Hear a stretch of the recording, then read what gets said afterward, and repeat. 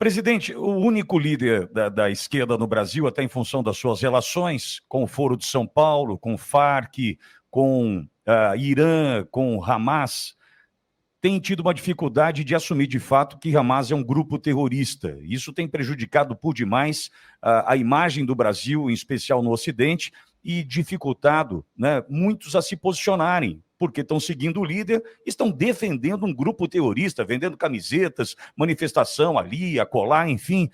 Qual a avaliação do senhor, análise diante do que vivemos hoje num Brasil que não reconhece de fato o que é o Hamas, prejudica a relação com o país que é Israel, e agora tem essa história de Venezuela e Guiana, e também não vai se posicionar em função da amizade que tem com o Maduro. Qual a análise do senhor diante dessas relações internacionais e do posicionamento do presidente Lula? Olha, o Lula tem uma simpatia muito grande com o terrorismo.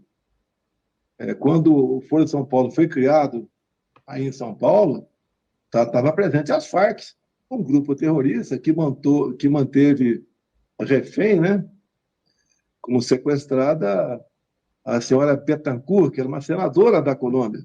E o Lula estava muito bem com o chefe das Farc, porque eles formaram junto o Foro de São Paulo. O Lula poderia ligar para o cara das Farc, né, logo após o sequestro, e falar: olha, liberta aí, liberta a senadora Ingrid Betancourt. Ele não fez isso. Depois, agora, veio falar que se alguém conhecer um líder que conheça o chefe do Hamas, me avisa que eu vou ligar para ele, liberta aí. E sabe que as coisas não são fáceis assim, não, né? Mas ele fica nessa demagogia toda dele.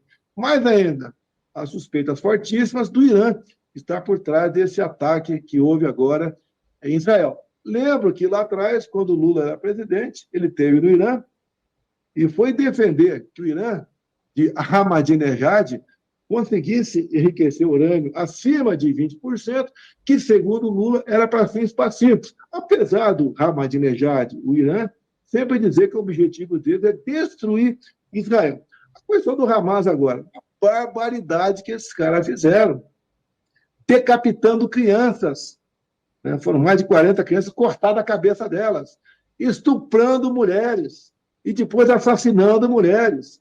Eu estive aqui assistindo uma parte do documentário feito por Israel de câmeras dos próprios terroristas, fazendo essa barbaridade, fuzilando famílias. E daí vem aí o PT, aqui no Brasil, dizer que não são terroristas, porque define quem é terrorista ou não, a ONU. Ora, esse pessoal do 8 de janeiro, sem arma nenhuma, sem matar ninguém, sem proporcionar um arranhão em ninguém, o PT classificou como grupo terrorista, pessoas que tomaram o poder. E, lamentavelmente, né, aqui o Supremo Tribunal Federal, a maioria dos seus ministros, condenam essas pessoas a 17 anos de cadeia. A gente está reclamando, às vezes, está em casa, né? Está um problema aqui, mas está vendo um jogo de futebol, está fazendo um churrasquinho de gato, é isso ou aquilo. As pessoas estão presas como se fossem terroristas, pô. Então, esse é o PT. Flávio Dino, que poderia ajudar a esclarecer tudo isso, muito pelo contrário, com a sua omissão, demonstrou que ele era uma pessoa ativa nessa questão, tirando partido político naquilo que, no meu entender, foi uma armadilha para que o pessoal que estava... Não era o pessoal que estava acampado, tinha 200 pessoas acampadas aqui. As pessoas que vieram de ônibus nos dias seguintes fizeram aquela barbaridade aqui. Então, o governo do PT, sempre amante de ditaduras. Como, por exemplo, eu fui proibido pelo TSE para mostrar a ligação de Lula com Maduro ou de Lula com Ortega, que é o ditador da Nicarágua. Na Nicarágua, tem padre preso na Nicarágua, freiras expulsas, fazem barbaridade na Nicarágua. E o Lula é amigo do Daniel Ortega. Ou seja, ele é favorável a isso.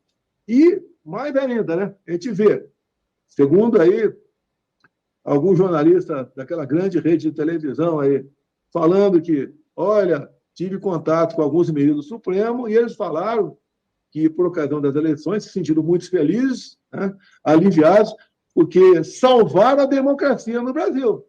Salvaram a democracia entregando no colo do PT, no colo do Lula, o governo, e salvaram como? Fazendo campanha pelo Brasil, ou outra coisa que está ainda escondido. Ninguém está criticando aqui a democracia. Nós queremos Estado Democrático de Direito. Está no meu decálogo aqui, o que nós defendemos, o primeiro item, respeitar a Constituição. E vamos em frente. Não é fácil lutar contra tudo isso, mas temos a obrigação de fazer. E digo mais, a minha vida estaria muito mais tranquila, se eu estivesse do outro lado do balcão, do outro lado da Praça dos Três Poderes, para resolver estar do lado do povo com todos os riscos que corro, ainda que vivemos um país já de arbitrariedade, com jornalistas, tá, que não interessa o que eles escreveram, mas escreveram, e ele tem liberdade de expressão, refugiado nos Estados Unidos, com cassações de mandatos, com pessoas com centenas, com tornozeleira eletrônica pelo Brasil, com uma nova decisão lá do Supremo Tribunal Federal, que por causa disso que eu estou falando ao vivo de vocês, você não tem como fazer o controle do que eu estou falando, vocês podem ser processados e perder aí a sua concessão. Esse é o Brasil que estamos vivendo. E vamos todo mundo botar na cabeça o que pode salvar a nossa democracia, a nossa liberdade, é o trabalho de cada um. Não é meu, não, nem aqui do Marcão, que está do meu lado. É de cada um de nós. É do Senado Federal, escolhendo bem ou rejeitando, né, os nomes que não estejam de acordo com o interesse da maioria do Brasil para integrar o Supremo Tribunal Federal.